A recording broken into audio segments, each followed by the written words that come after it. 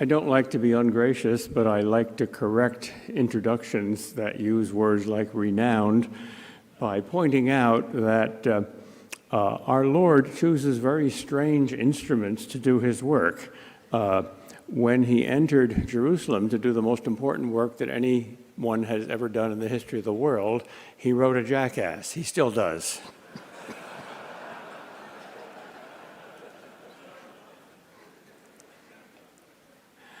I shall try to be short so that we can leave some time for Q&A. Microphones can be passed around, which is always more interesting because it's closer to the nature of ultimate reality, which is three persons in eternal dialogue. Well, at least two persons is better than just one, which is why dialogue is always more interesting than monologue. What are the 7 reasons why everyone should be a Catholic?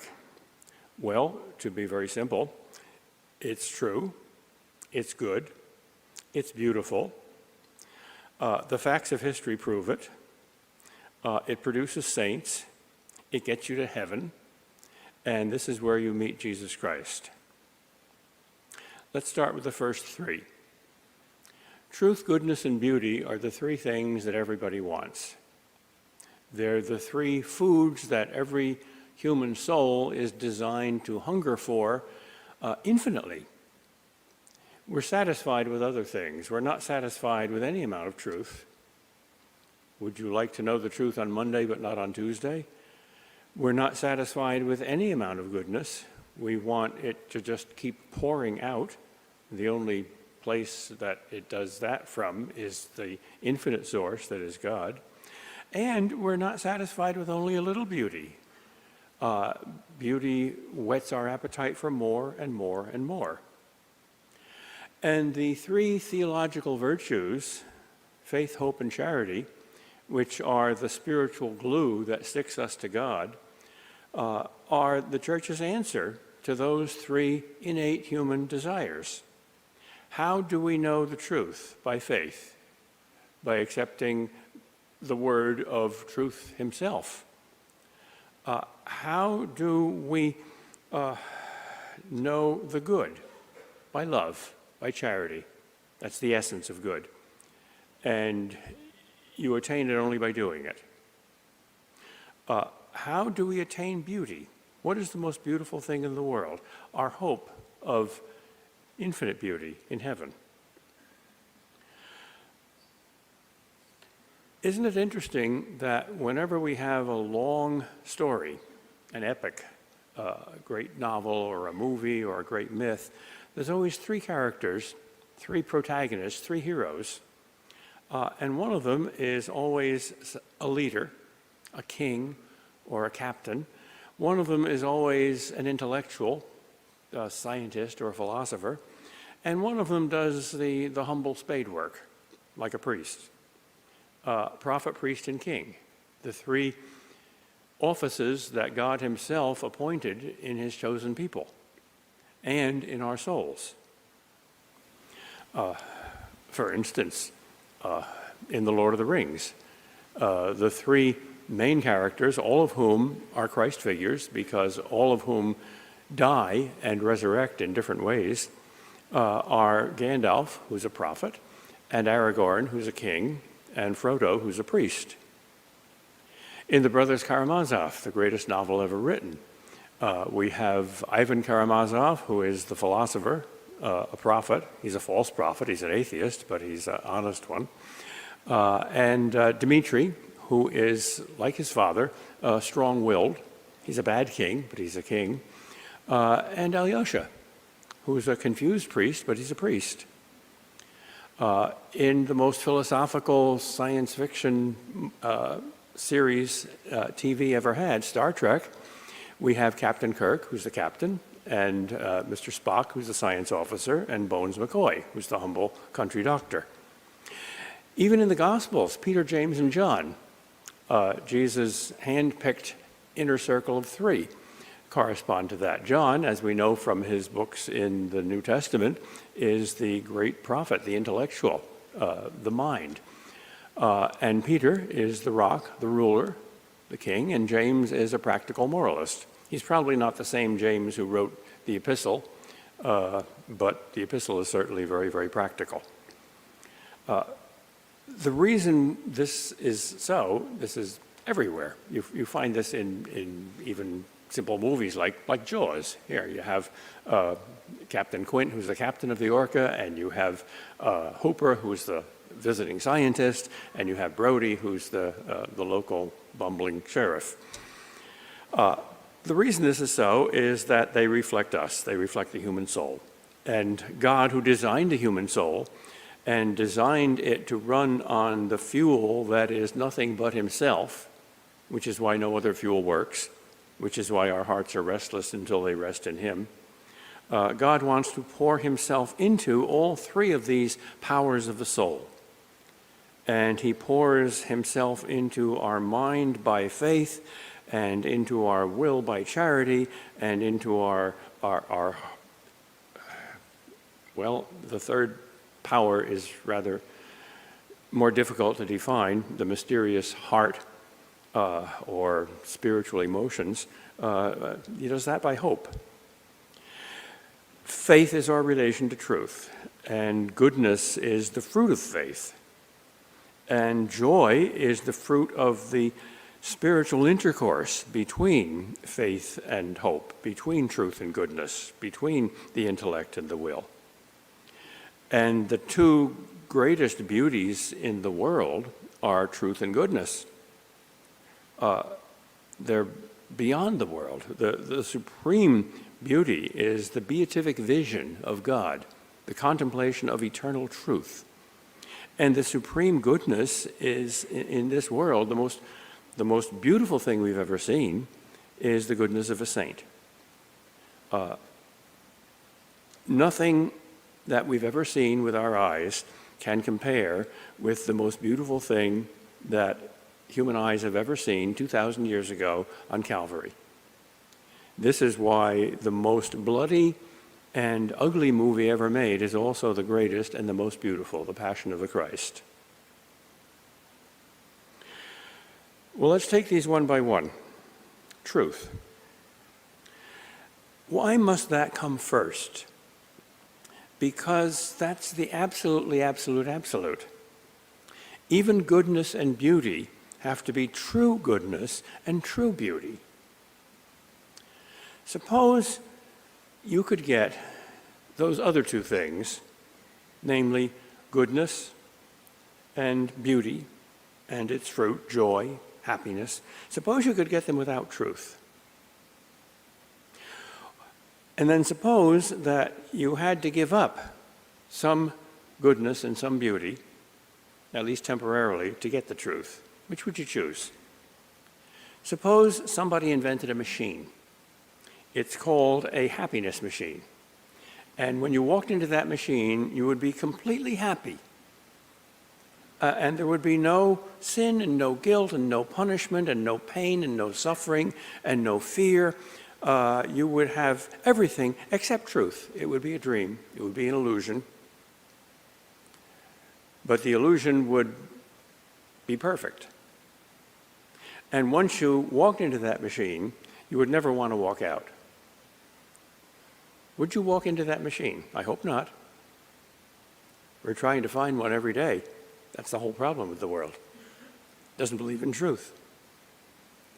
If you think that's too harsh, I want to refute you. I think you are honest enough and tough-minded enough to put truth first.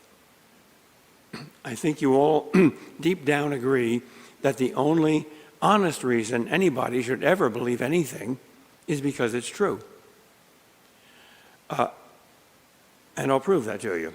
Do you believe in Santa Claus? Literally. I mean, the fat jolly man in the red flannel suit who comes down your chimney and gives you Christmas presents. Of course not. But when you were about 2 years old, you did, right? At that point, you didn't know the difference between myth and fact. And your parents probably told you the myth, the story, which is a nice story because its point is that generosity is fun. Giving is fun. That's a profound truth. But of course, Santa Claus isn't literally true. So I hope that by the time you got old enough to make that distinction and ask your parents, is Santa Claus true? They said something like, well, not the way you think it, but there was a real Saint Nicholas, and he really was generous, and so on. Okay, fine. But when you believed in the mythic Santa Claus at 2 years old, how happy you were. And how well you behaved, at least the day before Christmas. Now, how come you gave up belief in Santa Claus? Why don't you just go back to that belief? If you literally believed in Santa Claus, you'd be very happy and you'd be very good. Or to take an even more ridiculous example, why don't you believe that this room is heaven and that I'm God? If you believed that and you see me, you'd be in the beatific vision. Well, because that's really, really, really stupid. It isn't true. Oh, who cares about truth? It would make you good and it would make you happy. Ah, yes, I guess truth is an absolute. It's not the only thing. It's the root of the plant. It's not yet the fruit. Charity and joy and those other things are the fruit. But without the root, you don't get the fruit. So we've got to start by being infinitely tough-minded. Truth is an absolute. No compromise with truth. Cardinal Newman once said, if I could get to heaven by telling one little lie, I wouldn't do it, because a heaven that's based on a lie is really hell. All right, the honest motive then for being a Catholic, and the only reason why everyone should be a Catholic, is that it's true, because everyone needs truth. But truth has fruits, and one of the fruits is goodness. And the essence of goodness is charity. And just as truth is the only honest reason for believing the Catholic faith, so charity is the only irrefutable reason for being a Catholic. A saint is what we're destined to be. It's the meaning of life. If you don't attain that, you are a failure. Even if you get A's in all your other courses, if you're not a saint, you've flunked life.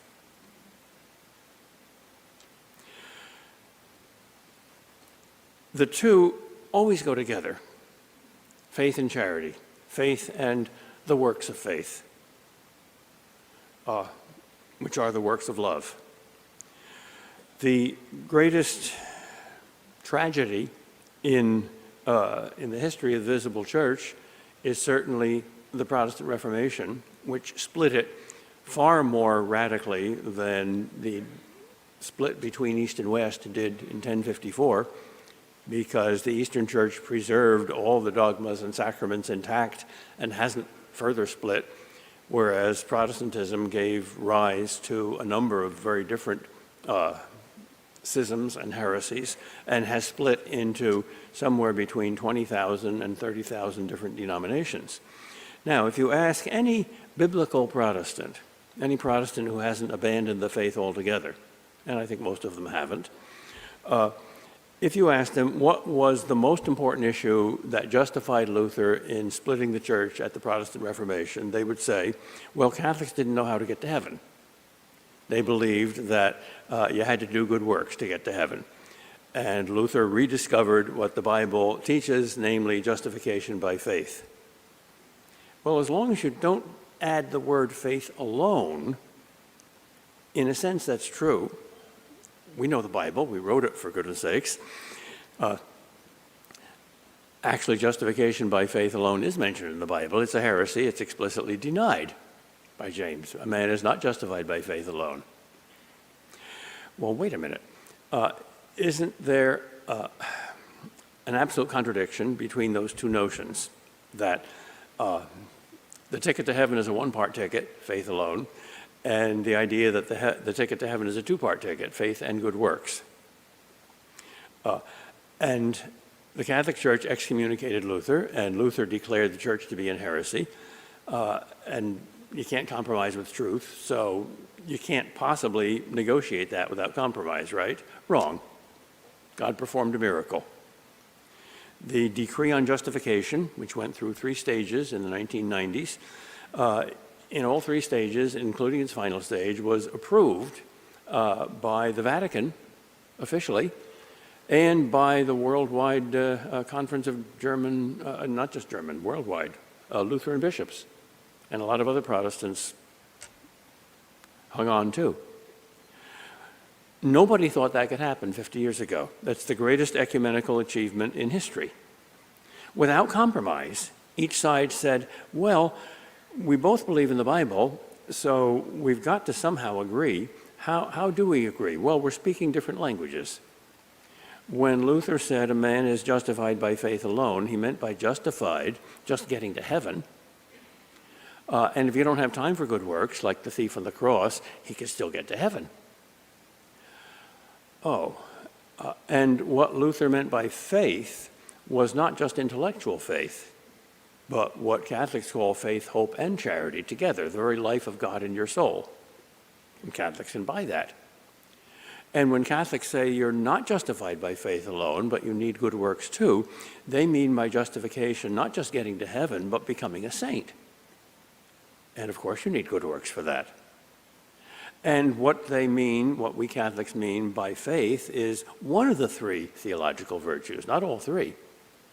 Faith is that act of the mind or the intellect, prompted by the will, by which we believe everything God has revealed on the authority of the one who revealed it.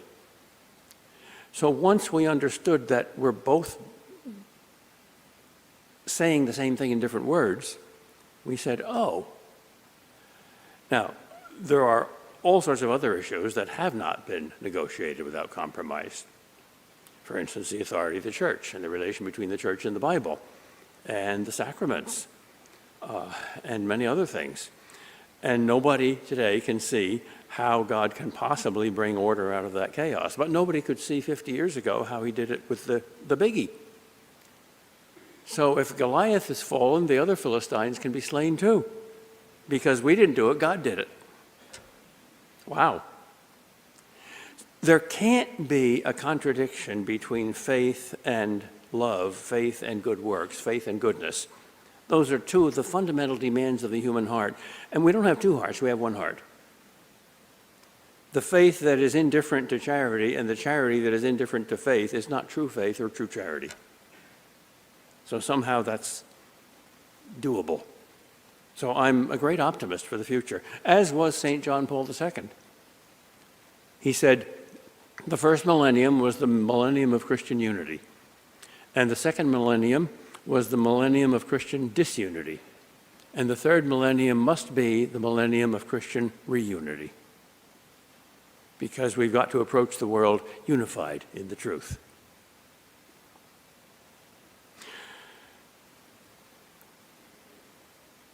You can argue with the most brilliant theologian who ever lived. Not everybody is a Thomist. Thomas Aquinas was certainly the most brilliant mind that ever lived. But nobody ever could argue with Mother Teresa. Impossible. I mean, even pro-choice people, when they hear her say, what, you're justifying abortion because there's too many children? That's like saying there's too many flowers.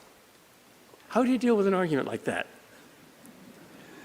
One of the most brilliant intellectuals of the 20th century, Malcolm Muggeridge, who was an atheist for most of his life, he was the editor of Punch, one of the funniest humor magazines in the world. He was very British. He made friends with Mother Teresa. He made her famous. There was a miracle which convinced him that she was a saint, but he still wasn't a Catholic. He was only an Anglican. One day he was walking around Mother Teresa's hospital talking, and Mother said, Malcolm, you're a good man. Why don't you see your way all the way through to swim the Tiber? And Malcolm said, this is in his autobiography, I replied, well, Mother, I'll answer you in your own words. I guess God sees me here doing some good work, like making you famous. And he says, well, Malcolm's a good man, and I need some good men outside the Catholic Church as well as inside. And then Mother Teresa made me a Catholic by 3 words. No, he doesn't.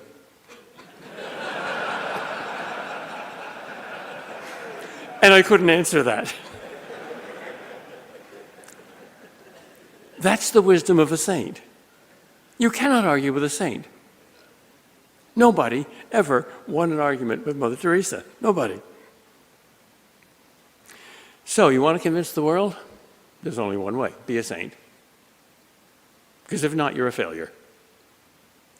The 19th century French Catholic writer Léon Blois snuck into most of his plays and novels a line that he loved to repeat.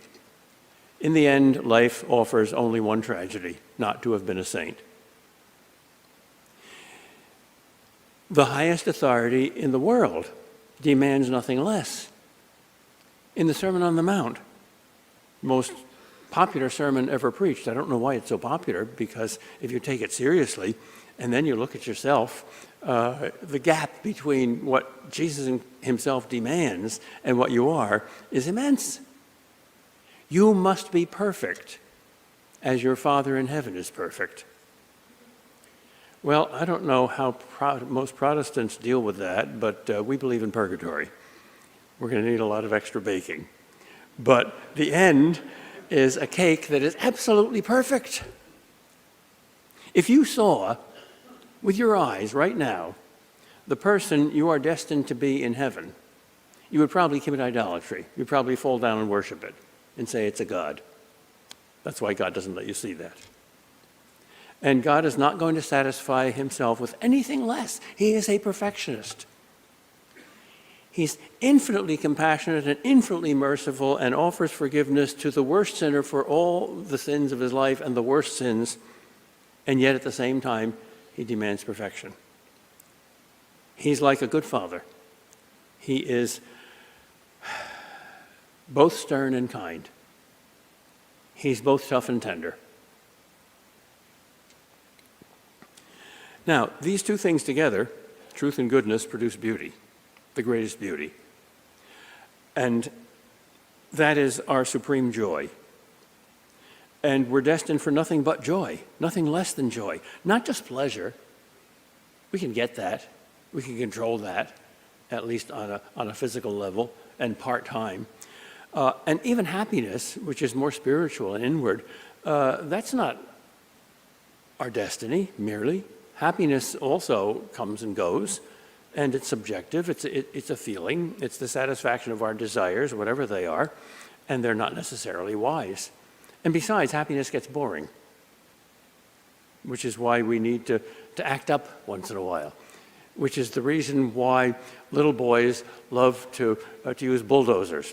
Here, little girls make dollhouses, and that's fine. And little boys smile and bulldoze down the dollhouses. That's not just wickedness.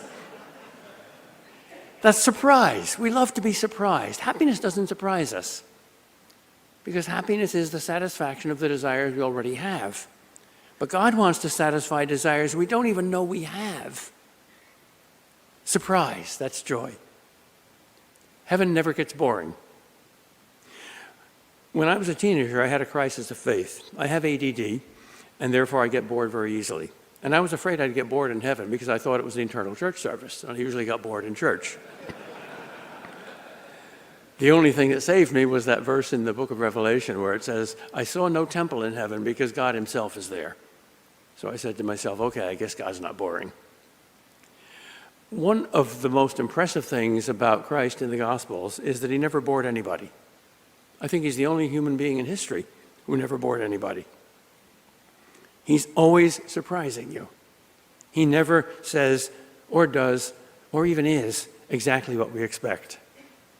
And I think that's going to go on in heaven forever and ever. That's why we're never going to be bored in heaven. There's some aspect of God that you discover anew every single day forever. And then once you discover it, you tell everybody else about it. By heavenly means that we have no idea what they are. All earthly philosophy and theology and art and science is simply a pale copy of those means. We're destined for nothing but that. And if that's not so, then something better is. The Bible defines heaven this way. Eye has not seen, ear has not heard, nor has it entered into the heart of man the things that God has prepared for those who love him. All right, truth, goodness, and beauty. Now let's get concrete. What truths? Well, the fundamental truth that made me a Catholic was the historical fact, that Jesus Christ established the Catholic Church. To be a Christian is to accept Christ as your Lord. And if Christ said, here's the church I designed for you, you take it. You don't say, well, I want to edit your mail just a little bit instead of faithfully carrying it. You don't do that. If you believe that Christ is God incarnate, and if not, you're not a Christian. That's the bright line in the sand that distinguishes all Christians from all non-Christians. The first and earliest Christian creed is in the New Testament in 2 places in Paul's letters. It consists in 3 words. Christ is Kyrios, Lord. The Greek word for Lord is a word that no Christian ever uses for Caesar or any other human being. All right, the divinity of Christ is the definitive Christian doctrine. If you don't believe that, you're an apostate, not a Christian. If you do believe that, you're a Christian, however confused you may be about anything else. All right, so if Christ is divine, and if Christ established one visible church and authorized it to teach in his name, and he did, the Bible itself says that. He said to his apostles, he who hears you hears me. And the apostles, the New Testament makes this clear, ordained successors to carry on that visible, authoritative teaching. And all Christians believe that for 1,500 years. Well, then how could I possibly be outside it? Here's Noah's Ark. And I, as a Protestant, loved Jesus Christ and was probably going to get to heaven, but I was in this little lifeboat following in the wake of Noah's Ark. And I was going to get to heaven only because Noah's Ark made that wake. Well, why didn't I jump aboard? Here are all the great saints inviting me. And of course, there are a lot of animals on the ark, and that means a lot of poop. And there's a lot of poop in the church's history, sure. When I was at Calvin College, some of my friends gave me some anti-Catholic literature to read, and one of them was a very funny book by a Renaissance short storyteller, Boccaccio. It was called The Decameron. And it was stories about clerical corruption. He was Italian, and the Italians are close enough to the church that they see a lot of the dirt that we don't. I mean, ride in any taxi in Rome and they'll tell you the latest scandal. This was during the Borgia papacy. The Borgia family basically was like the mafia. They controlled the papacy. And the Pope at the time was, I'm not sure if it was Alexander the 22nd or John the 22nd, one of these scandalous popes who had a public mistress and about 13 bastard children and was filthy rich. But he never changed the doctrine. He never said, okay, popes can do this now. He was a hypocrite. He didn't practice what he preached, thank God. That means he didn't preach what he practiced. Anyway, during this time, there is a pious bishop of Paris who has a Jewish friend, Abraham, who's an intelligent businessman, and they have theological discussions. And the bishop thinks that Abraham is on the verge of conversion. And one day, Abraham comes to him and says, wish me good speed, Bishop. I'm on my way to Rome. I got to do business with the Vatican Bank and live with the papal family for a couple of months. I'll see you in the spring. And the bishop says, look, why don't you get baptized before you go down there? The air isn't very clear down there. And Abraham said, look, I'm a practical Jewish businessman. One of my rules is first business, then pleasure. So I got to do my business there. If I come back and I get baptized, that'll be my pleasure. Goodbye. The bishop said, I've lost him. He'll see what goes on down there. He'll never become a Catholic. Comes back in a couple of months. Oh, you went to Rome? Yep. You lived with the papal family? Yep. You did business with the Vatican Bank? Yep. Oh, I guess you're not interested in baptism. Oh, yes, I am. I'm convinced. What? You saw what goes on now, there, and now you're convinced? I don't get it. Abraham says, look, I don't know that much about theology, but I know a lot about business. I know for sure no earthly business that stupid or corrupt could last 14 days. Yours has lasted 14 centuries. It's a miracle.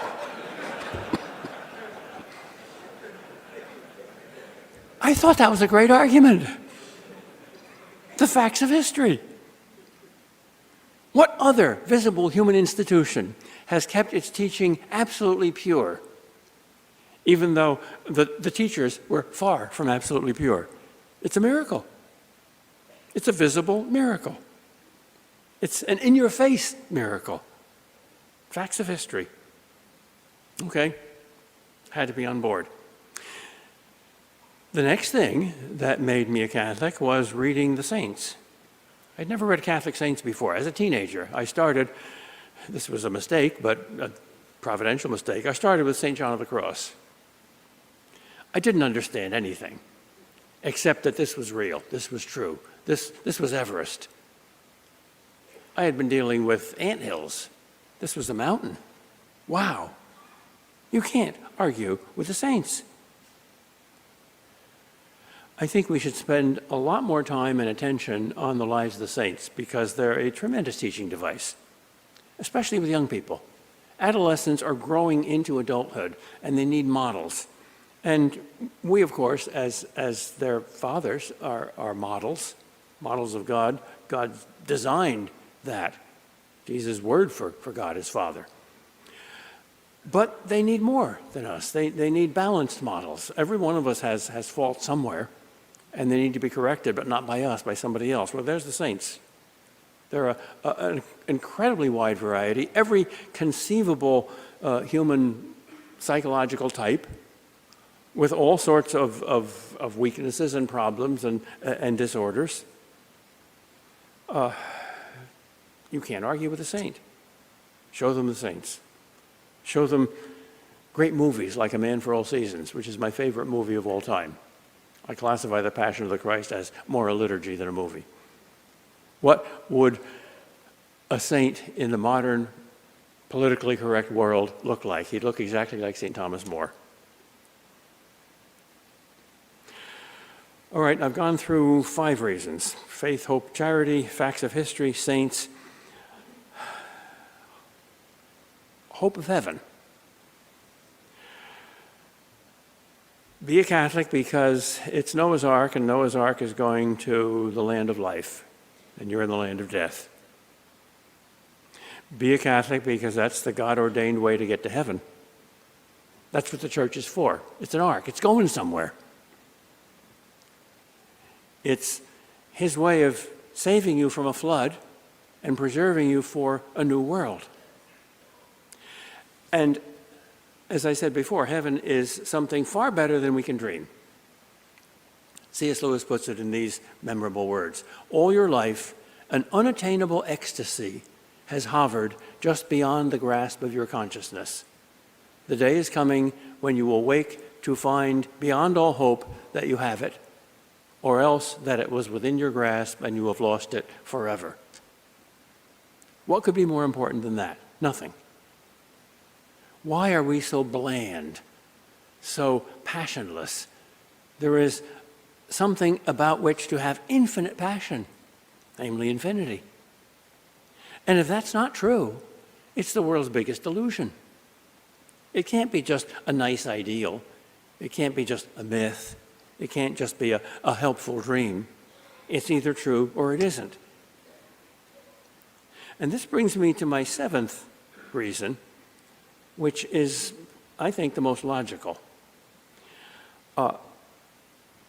Let's start with the existence of God. If God doesn't exist, then about 95% of all human beings who have ever lived in the history of the world, in all times, places, cultures, and religions, have guided their lives by the biggest illusion in the world. Maybe some of you are old enough to remember the old Jimmy Stewart movie, Harvey. Jimmy Stewart is a nice, reasonable, apparently rational, middle-aged man who has one very strange fixation. He believes in Harvey, who is a 13-foot-high invisible rabbit that only Jimmy Stewart can see. Nobody else can see him. And he's the most important person in Jimmy's life. Well, Jimmy is nice and he's good and whatnot, but he's insane. There is no Harvey. He's just a delayed adolescent who's playing with an invisible friend. Now, if God doesn't exist, then 95% of the human beings in the history of the world have been insane as Jimmy Stewart. At least one atheist explicitly admits that, Sigmund Freud. In his most philosophical book, Civilization and Its Discontents, he labels religion insanity. Not many people will go that far, but Freud explains why. Well, the insane don't know that they're insane. They think people outside the insane asylum are insane. But if there's no God, then all believers in any kind of God, any kind of superhuman being, are insane. So you got to be a snob to be an atheist. Oops. That's a short act of contrition.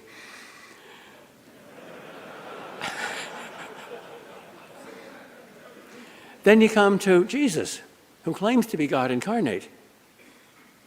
No, that too is an either or. That's either true or it's not true. If it's true, you have to worship him. And if it's not true, what do you have to do? Well, if you're a good Jew, you have to crucify him. Actually, only the Romans crucified. The Jews used stoning. But when Jesus, in the 8th chapter of John's Gospel, explicitly said to them, I'm God, he didn't use those two words, but he said something even more shocking. Truly, truly, I say to you, which is the rabbinical formula for take this as seriously as possible. It's not a myth. Don't negotiate it. Don't be subtle about it. Don't do a little dance around it. Truly, truly, I say to you, before Abraham was Yahweh. Those words had not been heard since God spoke them to Moses from the burning bush. That was God's own name, so holy that no Jew ever dared to pronounce it. Well, if he isn't who he says he is the world's worst blasphemer and liar. And if anybody deserved to be killed, it was him. People read that passage and they say, well, I like Jews. You're supposed to. Jesus is a Jew. Therefore, I'm not going to say nasty things about the Jews. So they just sort of misunderstood him. No, they didn't. They understood him perfectly clearly, and they were being very faithful to Mosaic law, which demanded execution for blasphemy. If Jesus is not Lord, then he's either a liar or a lunatic, one or the other. The one thing he can't possibly be is the thing that all non-Christians think he is, namely a good man. A man who claims to be God and demands your worship is not a good man. He's a bad man. He's either intellectually bad, insane, or he's morally bad, a wicked liar. The same kind of argument applies to the Catholic Church. Only the Catholic Church claims to be the one infallible, divinely authorized, visible institution on earth. No Protestant church claims that. So if that's not true, then of all the Christian churches, the Catholic Church is the most wicked and blasphemous and arrogant. But of course, if it is true, then everybody ought to join it. It's Noah's Ark. And then finally, what the church gives you is, of course, truth and goodness, the saints, but also beauty, especially in the liturgy, in the Mass, in the sacraments, the real presence of Christ. The one Catholic doctrine that moved me most powerfully to become a Catholic, against my will, I read the Church Fathers in order to convince myself that they were Protestant. You know, that's an honest mistake, and God uses honest mistakes, and you know the rest of the story. When I read all the Christian writers before the Reformation, I found that not a one of them denied the real presence of Christ in the sacraments, especially the Eucharist. Not a one of them. Even the enemies of Christianity said, well, of course, that's what the church teaches, and that's ridiculous, that's cannibalism, that's horrible, that's blasphemous. Nobody said it's only a symbol. The first one who ever said that was Berenger of Tours in the 10th century. He was immediately labeled a heretic. He repented. He was reconciled to the church. He didn't found a movement.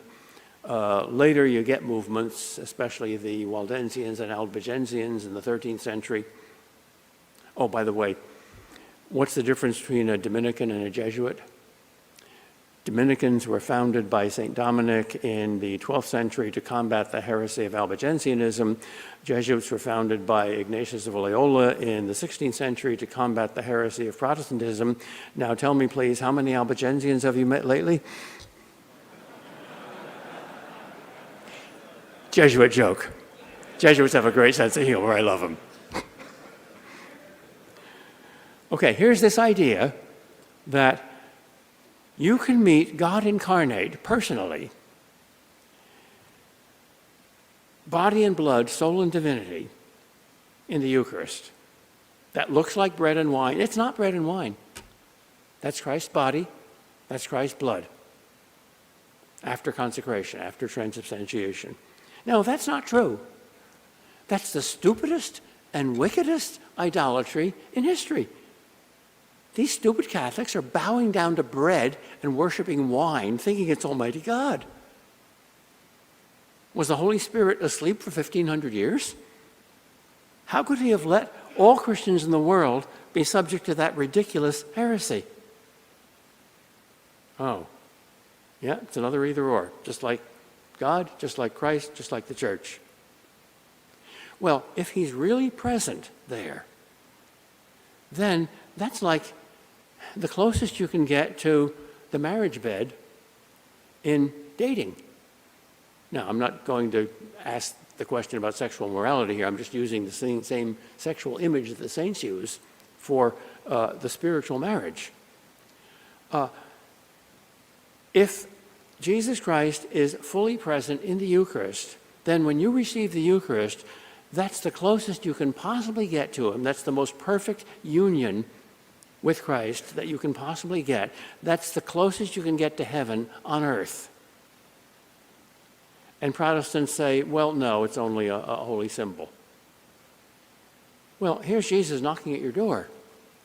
And if you say, well, I don't believe that's you, I just believe that's a holy symbol, you're missing out on something astonishing. By the way, I think this is the main reason Catholics come home. Catholics who have been baptized and then left the church are the second largest religious group in America, next to Catholics who are still in the church. And we got to get them home. America is our primary mission field. And I think the Eucharist is the primary thing that's going to draw them home. It's a magnet. It's a light in the window. It's the fire in the fireplace. The church is a fireplace, and Christ is the fire.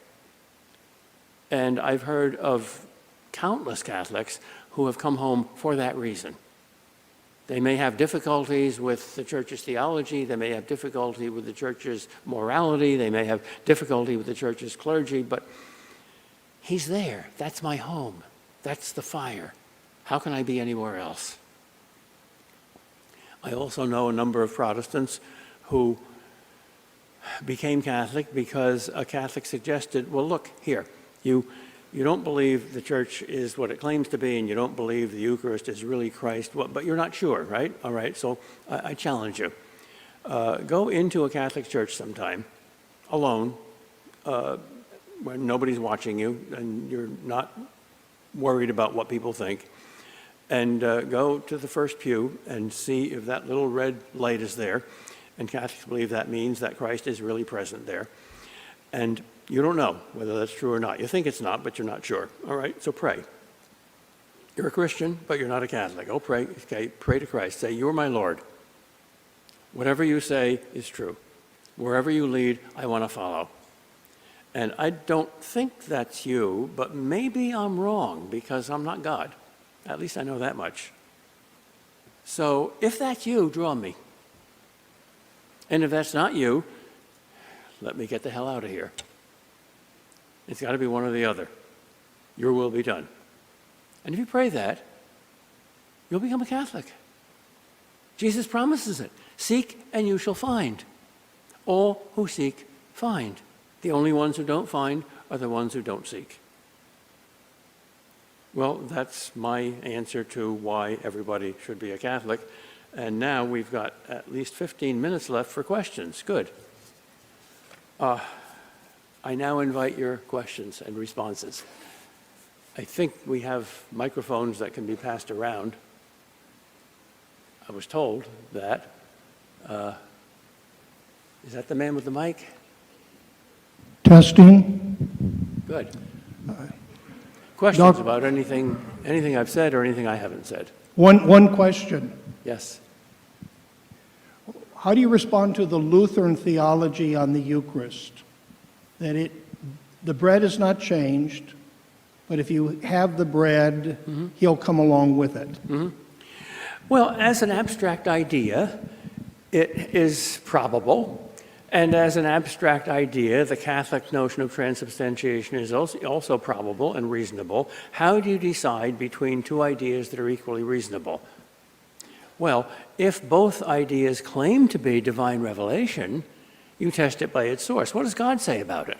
You didn't invent the Eucharist, God did.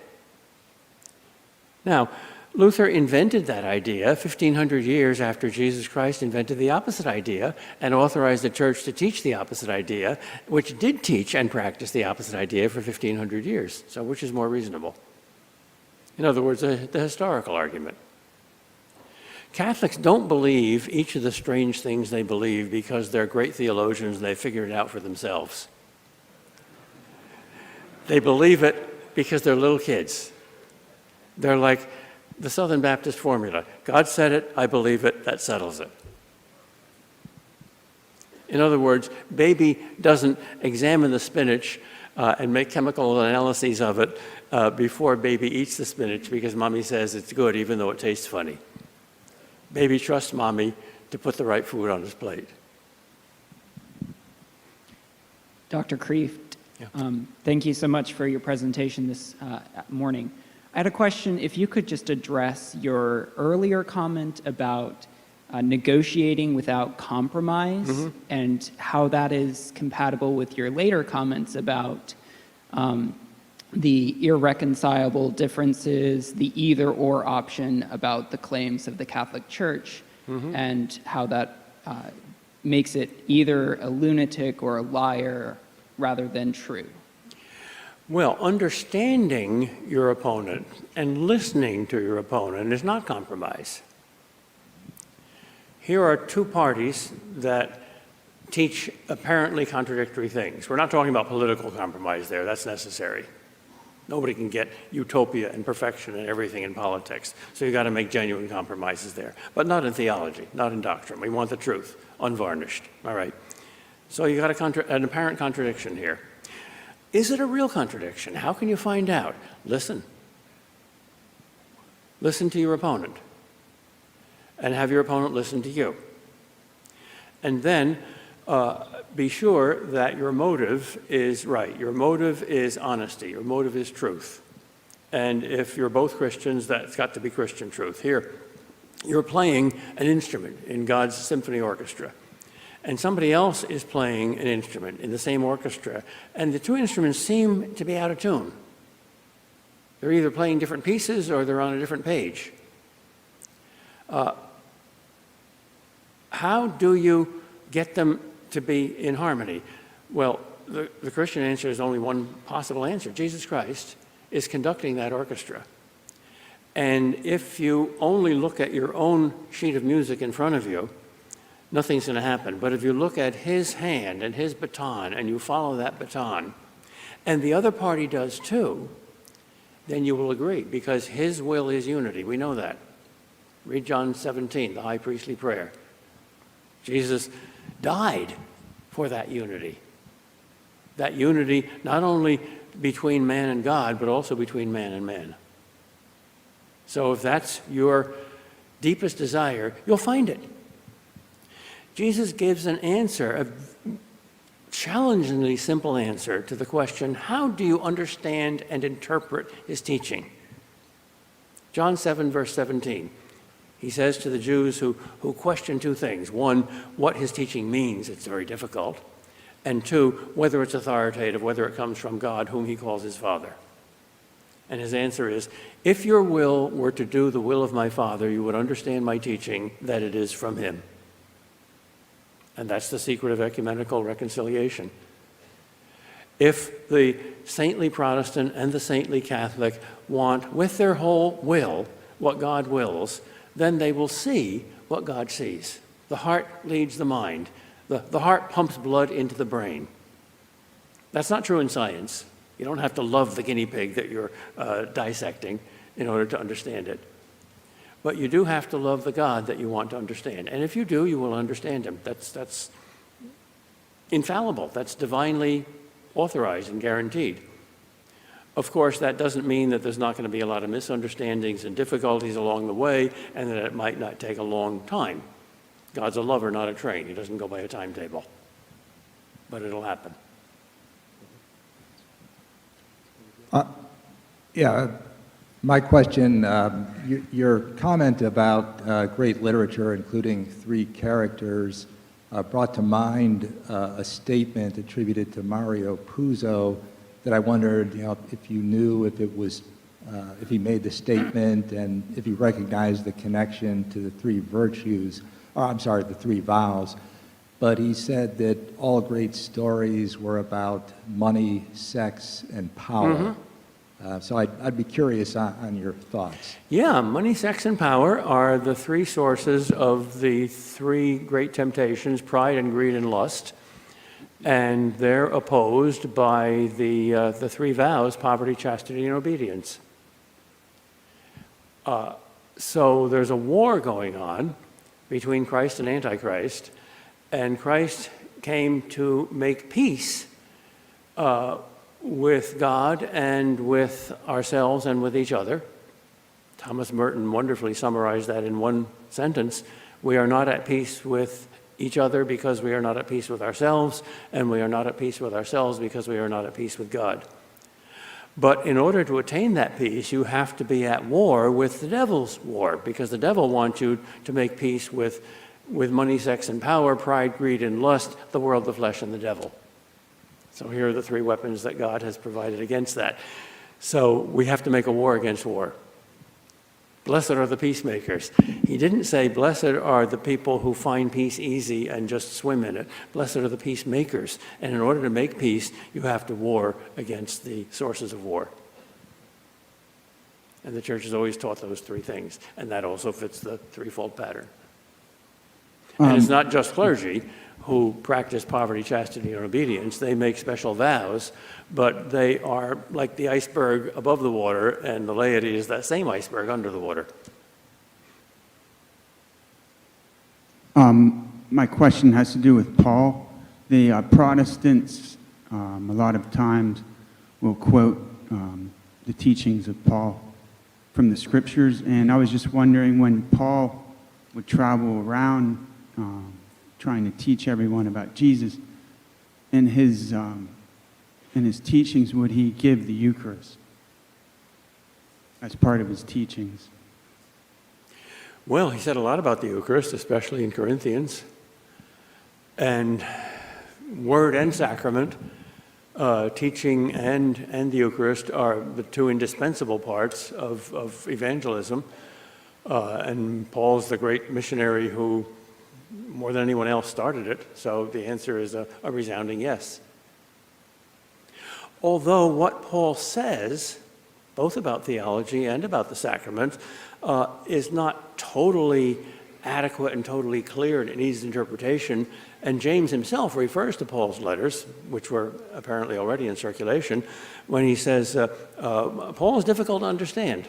That's why we need a living teacher to teach that sacred book. The textbook is finished. It's unchanged. The Bible is not going to be added to, but you need a living teacher to interpret it. So the church continues to unpack the profound truths that are already packaged completely in the Bible, but you always get more and more. That's true even of secular classics. How much has been written about, let's say Hamlet, probably the greatest play ever written. Thousands and thousands of books. Is there nothing new to say? Oh, sure, there's always something new to say. Because we're talking about the human spirit, which is in the image of God, and therefore has a kind of infinity to it. So you need proper interpretation. That's why you need a living church. Because the alternative to that is 30,000 different denominations. Would you explain the dubia, the lack of a response, and whether we are in schism? No, I'm not a professional theologian, so I'm not sure about those categories. Sorry. I'll tell you what I know, I'll tell you what I don't know. I have a simple question. Can non-Catholics get to heaven? Yes. The Catholic Church says so, very clearly in Vatican II. Of course. You don't get to heaven by passing a theology exam at the Golden Gates. If you did, we'd all flunk. You get to heaven by faith, hope, and charity. And Protestants can have that, yes. And there's a lot of Protestants that are a lot holier than we are. And we can learn from them. Yes, I've been challenged with this question. Maybe you can answer it. Why would I want to pray to the saints, and in particular, pray to Mary, when I can pray to Jesus directly? Well, that's like saying, why should I ask my mother to persuade my father to give me this thing that I want instead of going to my father directly? Or why should I ask my Christian friend, please pray for me, when I can ask God directly? You know, heavenly realities and earthly realities aren't two totally different things. One is the image of the other. So, because God designed this, and God designed us to be in His image. So if we ask our earthly friends to pray for us, and no Protestant denies that, why shouldn't we ask our heavenly friends to pray for us? The only possible reason is because your heavenly friends can't see you anymore. But Scripture itself says that's not true. We're surrounded by a great cloud of witnesses. How many people are watching this thing that's going on right now? Many more than 1,000. Your grandparents, your beloved and departed family members. Do they not care about you anymore in heaven? I mean, when you get to heaven, let's say you die before your wife dies, and you love your wife dearly. Are you going to say to God, please don't show me how well my wife is doing, and please don't let me pray for her. I'm in heaven now, I'm not on earth anymore. Of course not. If you're a lover, you're going to say, God, how can I help her here? And God's going to say, you can do more for her now in heaven than you ever could on earth. I read an autobiography of a Presbyterian pastor. He was an adult. He's still a Presbyterian. He didn't become a Catholic, but there's a chapter in it where his father, who was also a Presbyterian minister, died, and he loved his father very much, and he was about 12 years old when it happened, and he said, that night, as usual, I prayed for my father, kneeling to say my prayers at my bedside, and my mother, who heard my prayers, said to me, oh, son, we must not do that. We are not Roman Catholics. And he said, at that moment, an iron gate clanged shut between myself and my father. His death didn't do it. My mother's words did it. So to this day, I can't believe that she was right. There's a deep instinct that we have to connect with other people. We're not independent. We're not autonomous. We're not angels. We're in families. And in a non-biological way, family continues in heaven. The gap between earth and heaven is not an iron gate. So of course there's the communion of saints. And of course we can pray for each other even though we don't see each other. We can pray for them and they can pray for us. Thank you for coming today and speaking. I just wanted to say I recently enjoyed your recent PragerU videos. Also, I've read you through college until today. And one of the greatest things, or favorite books, is Christianity for Modern Pagans, when you wrote about Blaise Pascal's wager. And that was very meaningful to me and changed kind of the course of my life. And I just wanted to ask you today, what are some of your favorite books that you've read and that you would recommend to others? Well, my best books are always the ones about great authors, because I'm a bug. And I have pretty good legs, so I can hop on to the head of great thinkers like Augustine and Aquinas and Pascal and see maybe even sometimes a little farther than they see. That's a plagiarism from one of the cliches that medieval philosophers love to repeat. We are dwarfs standing on the shoulders of giants. If we see more than the ancients, it's only because we first have the sense and humility to jump on their shoulders. So I'd say St. Augustine and St. Thomas Aquinas and Pascal. And in the 20th century, I think C.S. Lewis and G.K. Chesterton are the two greatest Christian apologists. So those were probably my 5 favorites. Dr. Crave, how do you respond to somebody who says religion is not necessary, but spirituality is all that one needs? Well, that's what the devil says. The devil is very spiritual. He hates matter. And religion means relationship, a relationship with God. And if you know who God is, that relationship starts with humility. But spirituality lacks humility. Oh, I am very spiritual. That's what the Pharisees said too. I think that's ridiculous and dangerous. I'm not spiritual, I'm religious. Dr. Crave, there are many non-Catholic Protestants who deeply love the Lord and pursue truth, and yet it is impaired in their minds because of a strong cultural relationship to a denomination where they worship. Yep. They're deeply involved in their churches. They have a ministry that's very dynamic. Yep. To those people who pursue truth but are held back because of the cultural ties that hold them back, what would be the approach you would use?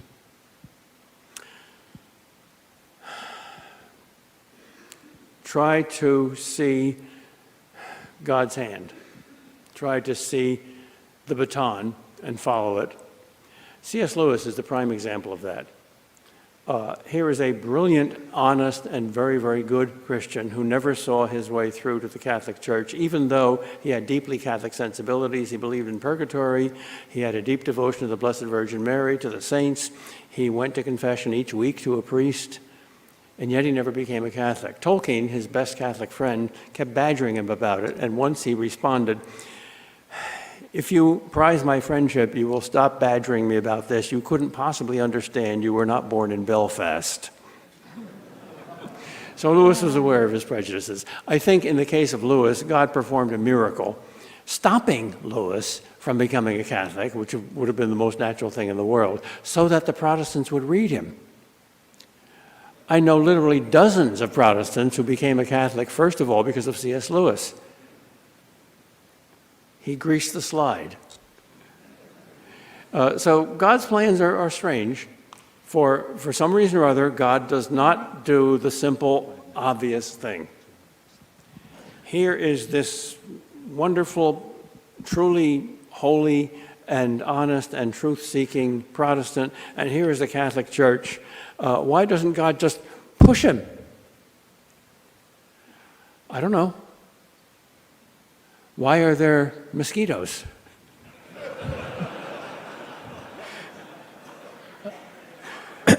We just have to trust that God knows better than we do because we're not God. My favorite sermon, by the way, of all time is the shortest one. This is probably because I have ADD and get bored very easily. Shortest sermon I ever heard, a mystical vision of St. Catherine, late medieval mystic. God said, "I'm going to summarize all of divine revelation in 4 words. This is all you need to know. This is the Bible in 4 words. 2 sentences. 1, I'm God. 2, you're not." We keep forgetting that second thing. Dr. Kreeft, I'm teaching confirmation, and to help kids kind of tie it all together, I have God's phone number. You call one God, 3 persons, 5 precepts of the church, 7 sacraments, 7 gifts of the Spirit, 7 virtues, 10 for 10 commandments, 12 for fruits of the Spirit. The one part of the phone number that gets messed up is 5, the precepts of the church. Regular Mass attendance. You teach the kids at confirmation, great, they're confirmed, boom. Only 1 out of 4 come back in regular Mass attendance. So can you speak to that in a Protestant culture? The obligation to attend seems like a work, okay? And I can go to heaven without that work. So that particular precept, if you want to enlarge on that. Thank you. Well, you can get educated without reading books, and you can be married without ever making love, but that's silly. I mean, if they understand what the Mass is, it's not an obligation so much as a privilege. And the fact that God makes it an obligation is itself a privilege. How compassionate for God to look down on us fools who are bored with the marriage bed and prefer something else, let's say an indefinite courtship, and say, no, that's what it's all about, go there. He makes charity a duty. Most people think love is a feeling. Of course, that's ridiculous. You can't command a feeling, but you can command love because love is an act of the will. So God commands us to love, thereby making it a duty, thereby making it non-negotiable. Good, that's compassion. He does the same thing with mass attendance. So I would say just if you get them to understand and fall in love with Christ and believe his real presence in the Eucharist, how can they not go to Mass? And if you can get them to see that the Church's rule is not simply one of control or order, but one of love and compassion. We're so stupid we have to be reminded by commands to do the greatest thing we can do in this life, the greatest privilege we have in this life, to get that close to Almighty God. If they see that, how can they not?